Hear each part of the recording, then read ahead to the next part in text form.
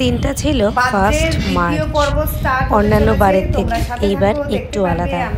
অন্যান্য বার যত আয়োজন সব বাড়িতেই করা হতো, এইবার এক্সাম পড়ে গেছে বলে আয়োজনটা আর বাড়িতে সেরকমভাবে করে ওঠা হয়নি।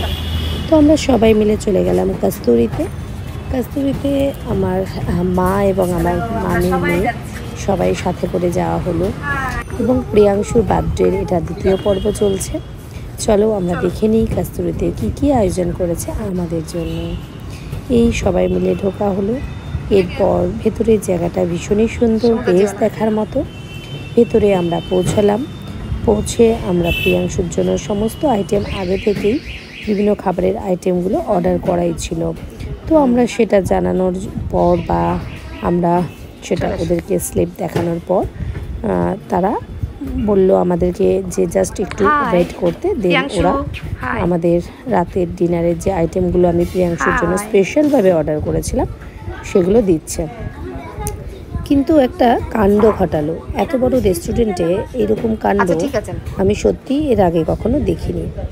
একে একে খাবারগুলো যখন দিচ্ছিল তারা, আমি লক্ষ্য করলাম আমরা যে ডিশটা অর্ডার করেছিলাম ডিশে কিন্তু সেই খাবারগুলো ছিল না, একটু ভিন্ন টাইপের খাবার ছিল।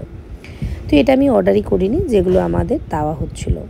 আমি স্পেশালভাবে প্রিয়াংশুর জন্য অর্ডার করেছিলাম। সেটা তাদেরকে জানানোর পর তারা আবার এটা চেঞ্জ করলো।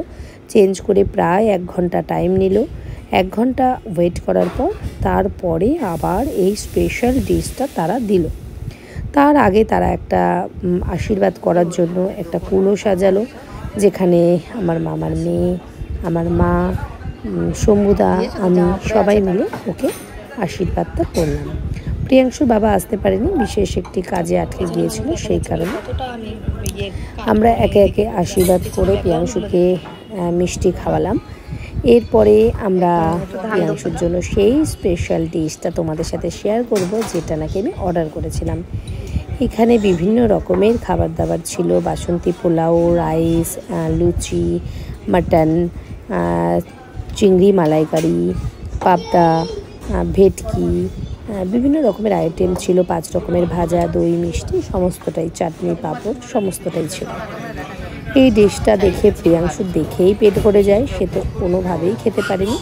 এবং আমরাও ওখানে রাতের ডিনার সারি, এবং রাতের ডিনার সেরে আমরা ওই রাত্রেই বাড়ি চলে আসি। কিন্তু প্রিয়াংশুর আবদার শোনো তোমরা, এটা নাকি ওর বার্থডে 2nd পর্ব হলো। 3rd পর্বটা কি জানো? ওকে পিৎজা খাওয়াতে হবে, কারণ ও রেস্টুরেন্টে ভালো করে খেতে পারেনি, আর ওকে একটা ট্রেন গাড়ি গিফট করতে হবে। যেই বলা সেই কাজ, বার্থডে বলে কথা। পরের দিন মানে 2nd মার্চ আবার তাকে একটা ট্রেন গাড়ি কিনে দেওয়া হলো। চলো সেটারও ভিডিও তোমাদের সাথে শেয়ার